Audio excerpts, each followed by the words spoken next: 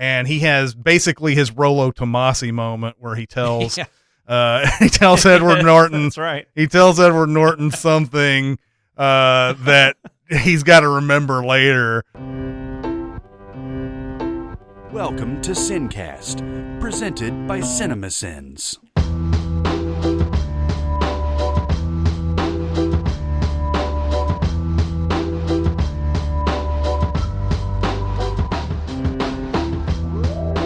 All right, everybody, welcome to the SinCast. This is Chris Atkinson from Cinemasins, joined by Jonathan Watkins from Cinemasins. Hello, hello. Today we're going to be doing a minipod. I don't even know. Motherly pod? Motherly pod. Mother pod? Moth pod. I don't know. Of Motherless Brooklyn. This movie, directed by Edward Norton, written for the screen by Edward Norton, and directed by Edward Norton.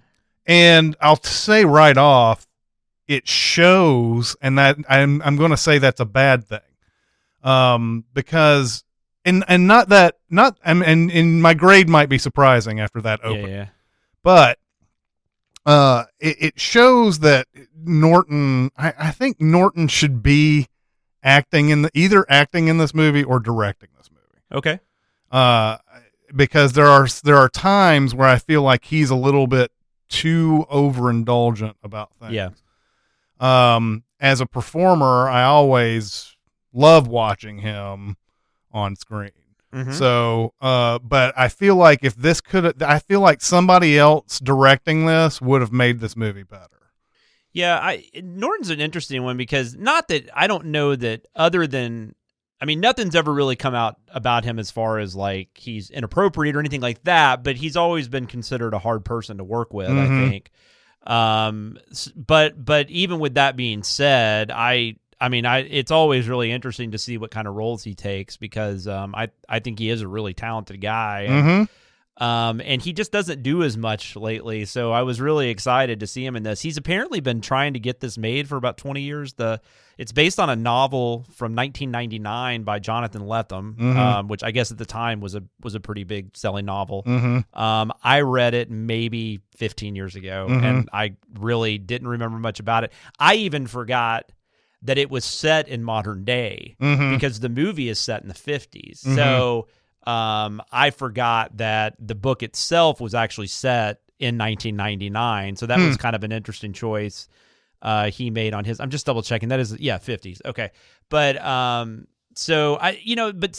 it's always interesting when you hear about a movie, it's taken this long to get to the screen. You're like, what was it in it that he saw that he just wanted to do? Was it just a vanity project? I mean, I guess it was just a character he really wanted to play.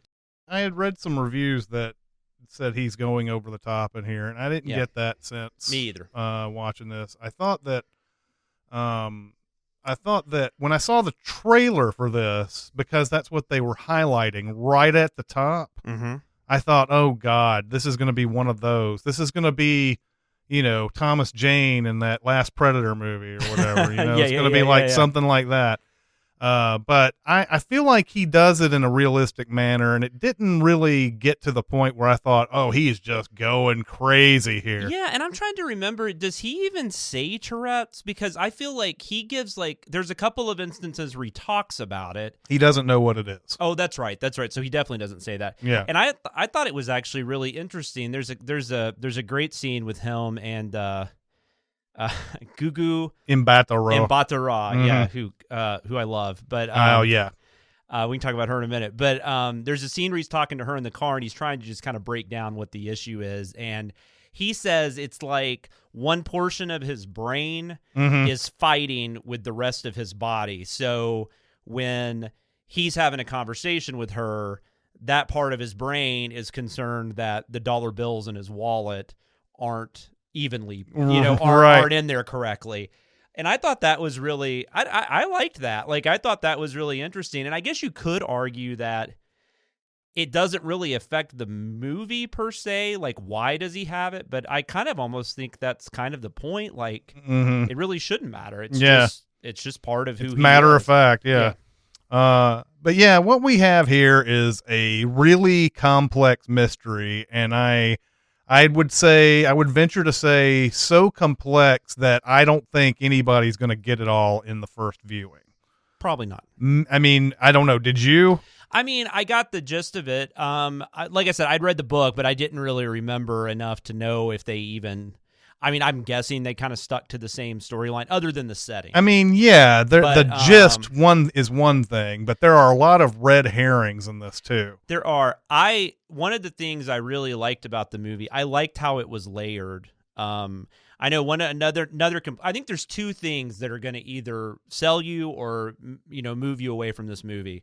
I think Edward Norton's performance is one of them, and then I think the other thing, I think the pacing and the length of the film, because I did see where people were saying they thought it was too long, and I think that has to do with the complexity too, because if they they keep stretching it out, they keep bringing in new red herrings and things. I mean, I'm sure if you cut out 20-25 minutes of this movie, I might not have noticed. But it never, I don't know, it just never bothered me because I think the complexity of the mystery actually kept me interested. But I'm sure there's things I missed. The part that I think gets way too long, and I think he is being indulgent on, is the jazz club. Yeah, when he's at the jazz club, and I think there's 3 songs in total that play all the way. That might be right. Yeah, I think you're right. And it does sort of set a mood. It reminds me of like Talented Mr. Ripley when Jude Law and Matt Damon are having those like nights out at clubs and everything like that. Yeah. Although those felt a little bit quicker, even though that movie's also got its length issues at times too. But the movie reminded me a lot of like Chinatown. It reminded me a lot of Chinatown. And what's interesting is Edward Norton was actually on Turner Classic Movies. I don't know if you saw this on this past weekend, right after this opened. They had him on as a guest presenter, and he was doing like movies that influenced him for this movie. And he showed The Big Sleep, and he showed Chinatown. Yeah, and I found out about that after the movie, but I thought about both of those movies while I was watching this. Yeah, one. So. Those were clear influences. And I think there is a part of the mystery that is very Chinatown. It's not the same thing, but you're going to have a hard time not thinking of that. I mean, as soon as he goes to some of the places he goes to, like, for instance, this is without spoiling anything, there are things about land in here. Yeah. And there is stuff about parentage in here. Yes.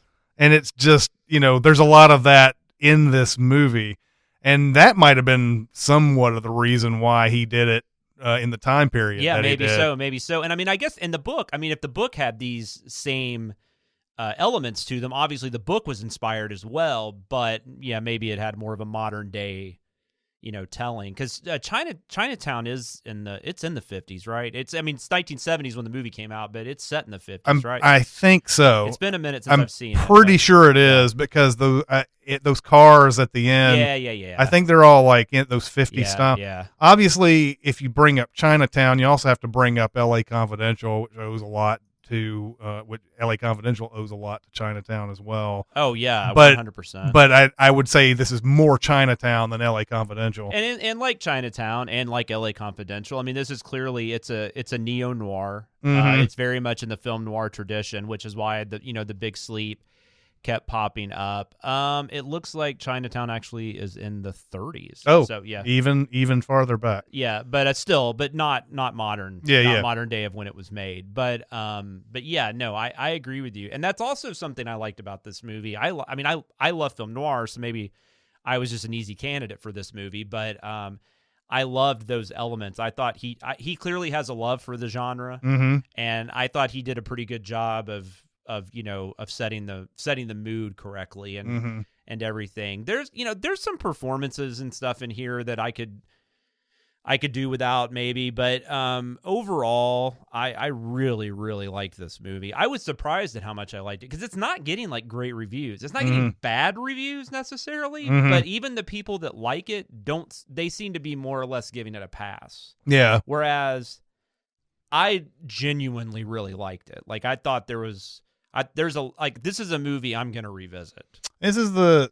the thing when I was watching this is like I just haven't seen a movie like this in Oh, forever. that's 100% true. Just haven't seen a movie like this in forever, and I was really digging it. Like I said, it's going to be weird what grade I give this after I started off by saying Edward Norton shouldn't have even directed this, but I'm going to go ahead and give you my grade. I think it's a solid B. Okay. I know that it seems like I get to B a lot, but A for me is something that's just outstanding, and C starts getting into that territory where it's like, oh, this is kind of almost trash. So so B is a good safe grade, I think, for this. I haven't seen a movie like this in forever. A complex mystery, which I'm always a sucker for. Yeah. Edward Norton's performance is great. And so in the end, the qualms I have with this are very small. Yeah. I think the grade B, or like, I guess you would say that's like a 3-star movie. Mm-hmm. That's almost kind of gotten lost in the mix, because I feel like with social media, people either want to like praise something to the fullest, or they want to, they go the completely direct route. It's like you just don't see like a 3-star movie is a really good movie. Like it's a solid, good. I mean, you'll probably watch it again if it came on, or you might buy it. I think you're absolutely right about that. The idea that if you don't go to one extreme or another, then you're being like a pussy or something. Yeah. If you don't like just go ahead and say you're all the way for it or all the way against it. Yeah. So the point is, and the reason why there was an article a long time ago from David Wayne where he did the top 10 middle movies of 2003 or whatever it was, an article which you can't find anymore, unfortunately, but he did that. He did most movies are in the middle. Yeah, I remember that. That was great, because I think he had Changing Lanes on there. Yes. Which is one I always go to that nobody ever talks about. But that's a great example of like a perfectly good movie that's maybe it's not great, but it's still a movie I will watch a lot, Yeah. But I'm a little higher. I'm going to go with an A-. Okay. Like I said, I think there is a few things going on here. I think, like you, this is a movie I've never seen. I'm sorry. This is a movie I haven't seen in a while. Like you said, this is a type of movie I haven't seen in a while. This is a movie that's perfectly in my wheelhouse. I love film noir. I love complex mysteries. I like Edward Norton. I love Gugu. Gugu Mbatha-Raw. Gugu Mbatha-Raw. I can never do that right. Man, that one, going to her, she just lights up the screen. Yeah. And she hasn't really gotten like that role or movie I think that she really needs. Yeah. I just think she should be a bigger star than she is. I mean, Beyond the Light is actually a movie from a few years ago that got a little bit of attention when it came out, mostly for her. It's not a great movie. This might be my favorite, at least movie she's been in. She was sort of like her big time introduction was that Belle movie that came out. But that was one of those weird, I don't know if I would call it genre, but it's a weird, I'm going to say genre for a lack of a better word, but a weird genre film that's looking for the Oscar, but is obviously not going to get Oscars. Yeah. Like it's got a limited release and it's got all the lavish production of an Oscar movie, but has no chance. Yeah. And that was her big introduction. And then she's been in a ton of stuff like Cloverfield Paradox and things like that. I do wonder sometimes, and this is why people change their names so many times. Yeah. Her name is not household and may never be. Yeah. Just because of the way, you have to go through all these it's an easy name, but it's hard to remember. Yeah, it is. I totally agree. I who knows? I don't know. I mean, I just feel like I'm trying to think of the person that she would like. I would replace her. Like I would have her replace. That's getting the bigger roles, and I can't right now. But I just know I never she always is different too, which is what I really like. Like it took me a minute to realize it was her. Yeah, I was just like, who is this? Like this is a really good performance. And then I realized, oh yeah, that's her. Yeah. And but she's great in this. I love Edward Norton and stuff. So I'm going to give it an A-. Like I said, future viewings, I could totally see that going up to an A, maybe going even down to a B+, but I'm somewhere in that range. Yeah. This is one of the best movies I've seen in 2019. Yeah. I'll say that. And I'm really looking forward to seeing it again. And so that's kind of all the non-spoilery I guess we can really do, or I can do. All right, well, let's go ahead and hit some spoilers then. No spoilers! Kevin Spacey is Kaiser Soze. Luke's father is actually Darth Vader. She's the sister and the daughter. They just No. I'm reading the books. I will say that I was behind the 8 ball immediately on this movie because I was in an auditorium at my old theater, Hollywood 27, where the light sequencing was off, so the lights went completely down during the trailers and then came up during the feature. So I came out and said something about it. I missed a little bit of the Bruce Willis stuff. Oh yeah, Bruce Willis is in this. Yeah, Bruce Willis stuff at the very beginning. Yeah, we haven't really gotten into all the actors yet, so I think that's fine. Yeah, that's true. But Bruce Willis is telling Edward Norton and Ethan Suplee basically what the job is. He's going to go in, he's going to talk to some of these guys. He's been doing some private investigation work. They're a whole team of private investigators essentially. Yeah, right? there's at this point there's 5 of them. So. Yeah, so you have Bruce Willis, you have Edward Norton, Ethan Suplee, Bobby Cannavale, and Dallas what's his name? He's on Dallas Roberts. Yeah, Dallas Roberts. So they're all So Bruce Willis is about to go in and have this meeting with these people, and Edward Norton is going to listen through a phone call in a phone booth. Yeah. While Bruce Willis, I guess, calls the phone booth and like lifts the receiver and everything. So Edward Norton basically is going on information he's hearing, but he's really good like remembering things. Yeah, he's almost like a savant, and I guess maybe this is one thing where some people might step in and be like, "That's not accurate." I don't know if it is. Well, I mean, if that's the truth, then he's got 3 different things going on. He's got Tourette's. He's got I guess obsessive compulsive disorder or whatever. Yeah, because he's he kind of reminds you of something like Monk or something. Yeah, mainly because he's a detective, but that there's definitely some OCD there. Yeah, which that might be. I don't know much about Tourette's. Yeah, so. and I don't either. Yeah. But yeah, he can remember all these things. He knows that this meeting, whatever the information is being given, it's his boss is basically in trouble. Yeah. And you see this in the trailer, even though we're in spoilers, but you see this in the trailer. He gets shot. Bruce Willis does. And he has basically his Rollo Tomasi moment where he tells Edward Norton. That's right. He tells Edward Norton something that he's got to remember later and everything. And so there's like little clues that he's got to remember, and you can see these done like in these weird like film flashback things where it's like he's rewinding a tape in his head and everything. But yeah, based on very little information, he's really obsessed with like trying to figure out why he was in that situation, why he got shot, what is this mystery essentially. He doesn't even know what the mystery is. Yeah, and that's kind of interesting too, and because like you said, there's 3 other people that work with, or there's 3 other people that work with Edward Norton at the PI place along with Bruce Willis's character. Bruce Willis dies, so there's 4 of them left. Bobby Cannavale kind of takes over. And there's a scene where he's basically like, okay, you're going to do this, and we're going to keep doing these cases so we can get stuff in. And then Edward Norton just kind of decides on his own, there's something not right, so I'm going to, and that annoys him, so he's going to try to look more into it.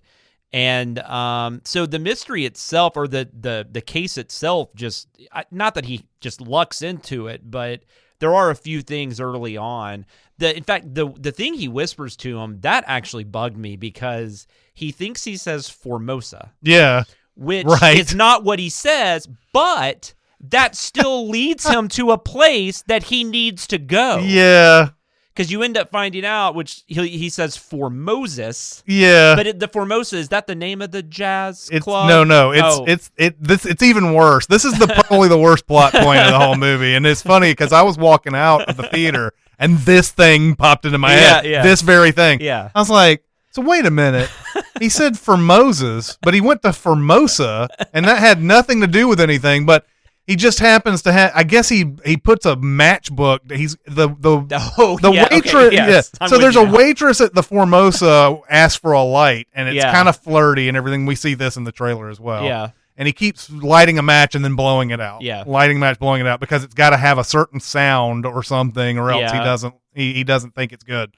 The bartender notices his box matchbook and sees the thing that says BA. With something where, oh, by the way, that's you should check out this club. That's the jazz club. Then he checks out this club that's in Harlem. It's a jazz club, and starts getting deeper into this mystery. And he knows that they are looking for a black woman. Frank, who's the Bruce Willis character, is looking for a black woman, and he knows that there's certain things about this club but he doesn't know what certain initials. He doesn't know what the BA is, which ends up being the Brooklyn. What is it? Brooklyn something. It's a government. Yeah.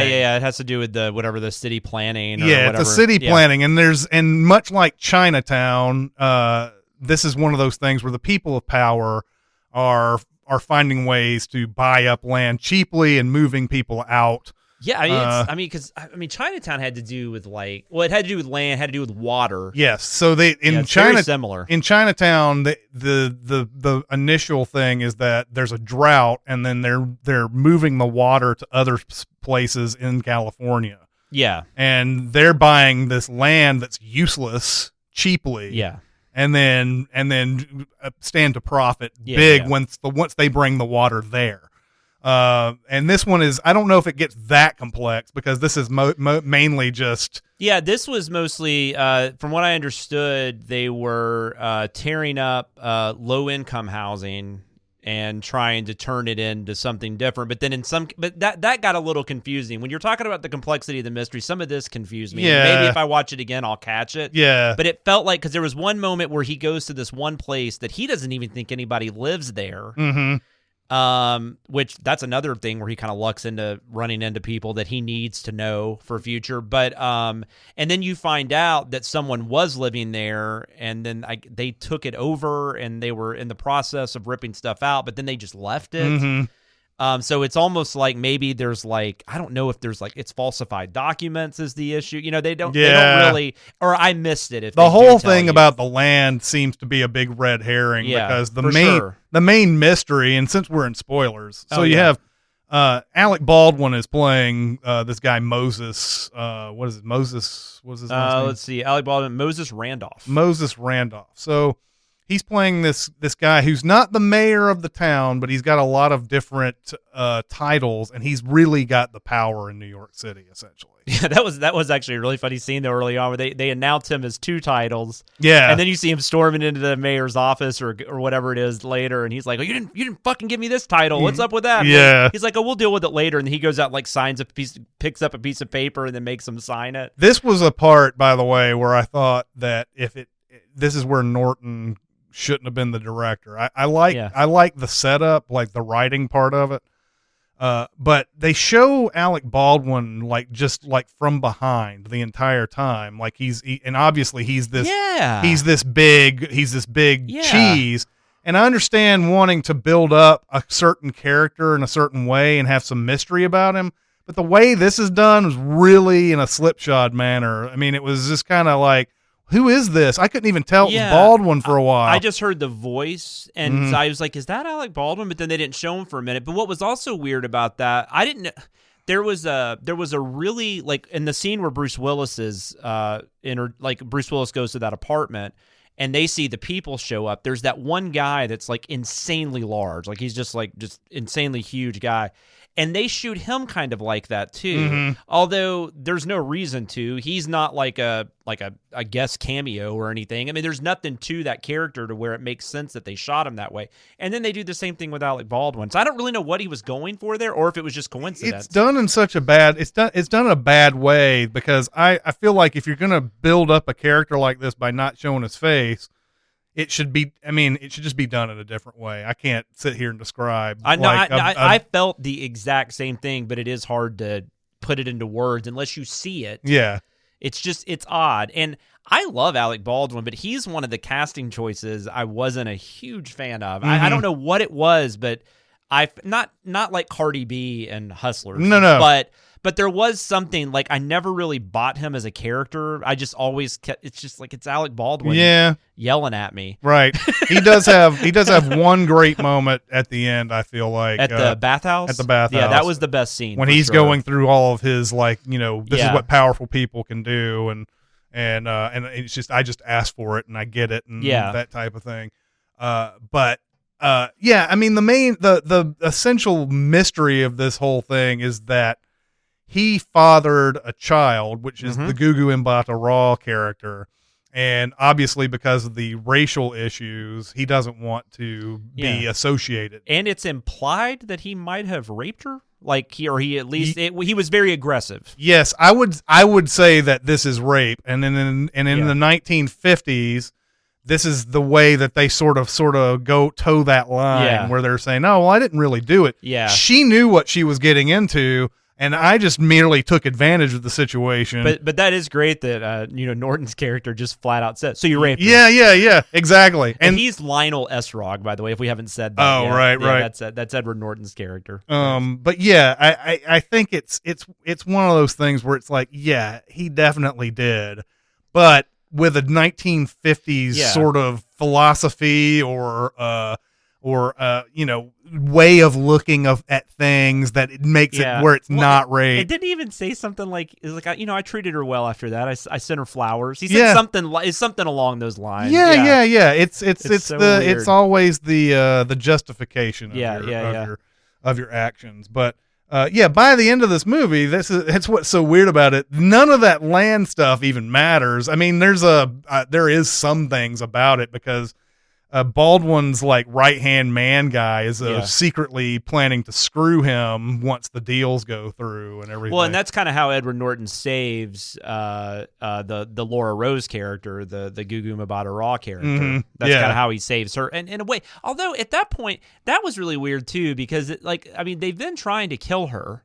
And anyone associated with her, because I guess he felt that if all this came out, like that would ruin his whatever deals he's trying to make. But then, once Lionel gives him that info on, I'm trying to remember the Lieberman character, the William Lieberman, which was Josh. I can't remember how to pronounce his last name. Pais or whatever. He's been in a million. Yeah, he's been in a ton of stuff. Once he gives them that information, Baldwin's just like, okay, so you can keep her quiet then? He's like, yeah. He's like, all right, we're good. Yeah. You're just like, okay. And what starts throwing monkey wrenches into all sorts of story things is you got Willem Dafoe playing Baldwin's brother. Who's also a red herring. Sort of. Huge red herring, essentially. Like he's a guy who he's like he's a real smart engineer or something. And he never got that break that he needed, and he keeps pitching his brother some things that his brother keeps telling him no and whatever. And then you have there's another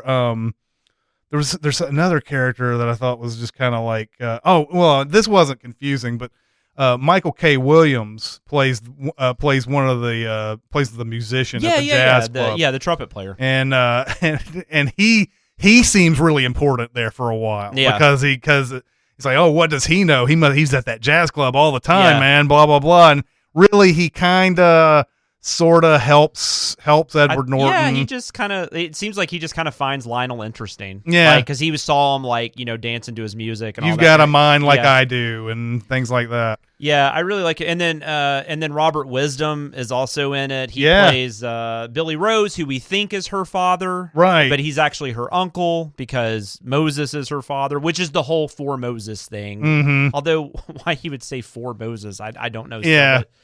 But he's really good. This is a really good cast, actually. Yeah. Fisher Stevens is in this for just like a couple minutes. Cherry Jones. You already mentioned Ethan Suplee and Bobby Cannavale. So this is a really it's a really nice cast. It's a really just good movie. Like I guess maybe it's not a classic by any means. I don't know.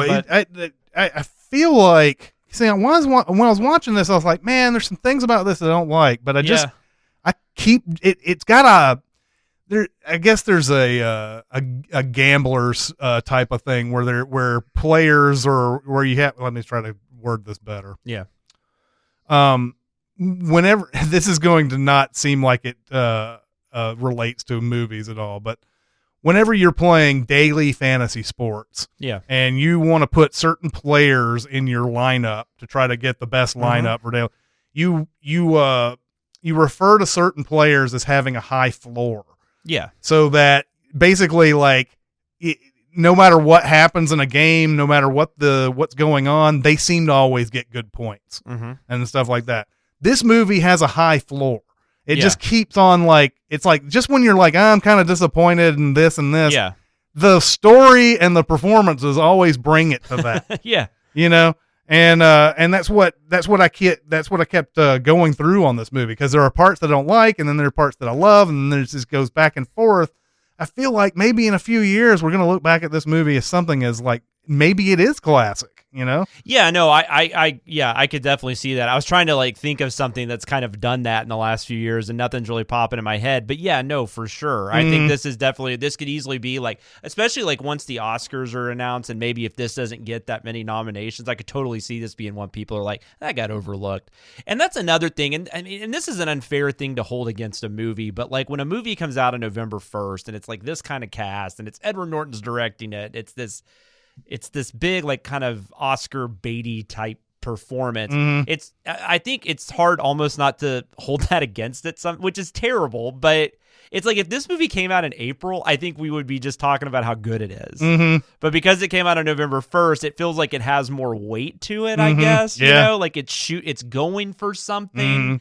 The studio feels like it deserves to be here. You know? That's that interesting thing about movies and time, right? Because the next time you see this movie, it won't have any of those elements. Exactly. You'll see it in a January some point, and you'll be like, whoa, this is really good. You're not thinking about the month. Yeah, exactly. But it's one of those movies that I feel like I'm going to definitely see this again, not in theaters, but I'm going to see it again, and it's going to be one of those movies that maybe perhaps grows on me. Yeah, I think the complexity of it, it's one of those things that it's either going to get better or maybe worse with future viewings. I think LA Confidential was obviously had a lot better reviews. LA Confidential is a better movie. Well, yeah, and LA Confidential is just a slam dunk. But it also is it's just something I thought of because it's also a very complex type of mystery like this, and but it definitely flowed better, and it's just a better movie. But I mean, but that's definitely looked back as a classic. Well, and it's also have you ever read LA Confidential?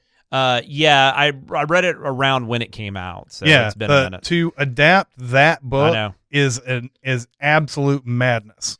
There's so much that he cuts, and still he manages to make this great movie, even though he's cutting certain, like, I think he cuts like an entire era out of LA Confidential. I basically right. Just sort of talks about it in just refers to it and just cuts out an entire thing and makes this great movie out of it. Well, and then we've seen how you can also adapt Elroy poorly because Brian De Palma made Black Dahlia. Yeah. So it is very impressive.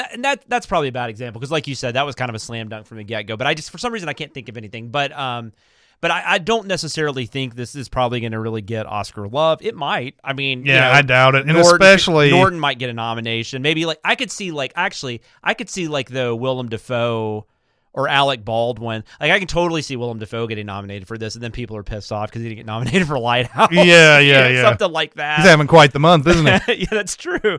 And he farts less in this. Oh yeah, that's true. We true. should point that out. If you go see Lighthouse, be prepared for some gas. Some farting.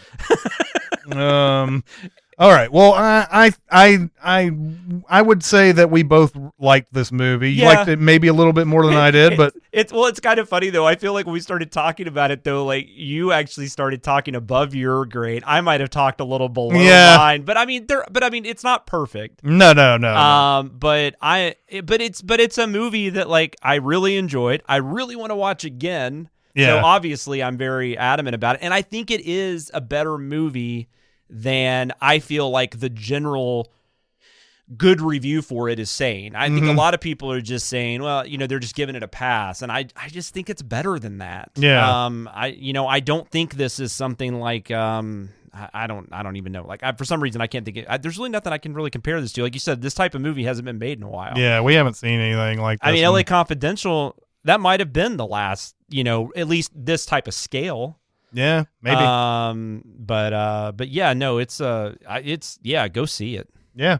I mean, the negative reviews I saw basically saying this is hard to follow, and I can see that. Yeah, and I can totally, if people tell me they think it's too long and they, it's not a pace that they enjoy, I can't argue against that. It didn't bother me. That's all I can say. Right. If you like this type of film, though, if you're a noir fan, if you're a mystery fan, if you like Edward Norton and or anything we've said, I think you're going to dig this. Yeah, I think so.